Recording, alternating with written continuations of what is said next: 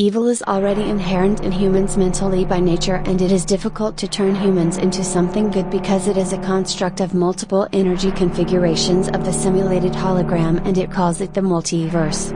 This is a game, and this game is a simulated algorithmic method to check how chains of simulated events would behave. The internet is the best example of how evil people can be. For example, strange and crazy things are said about me almost every day on the internet. Today someone claimed that I should be schizophrenic. I don't know these people, but everyone on the internet seems to know more about me than I do myself. Everyone on the internet plays the psychologist with me and then pretends I'm crazy.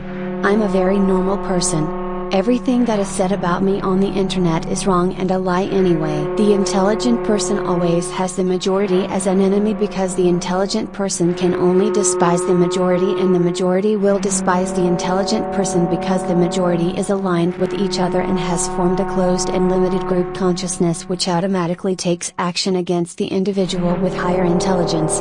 Man is like an entity without form unless he is enslaved and shaped by the system of authority. The only form known to man is the form of enslavement, and that form is a deformation of human consciousness in the aspect of its own evolution. When I talk about forms and shapes here, I am talking about geometric shapes of mental energy that make up man's consciousness and build his reality. Man's reality is undoubtedly a bitter and sad dark form of deformed reality.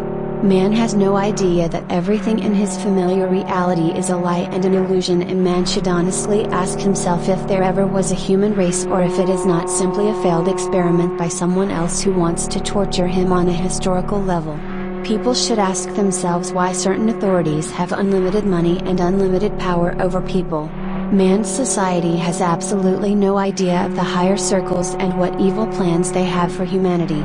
The rights of man and also the monetary system of man will soon no longer exist.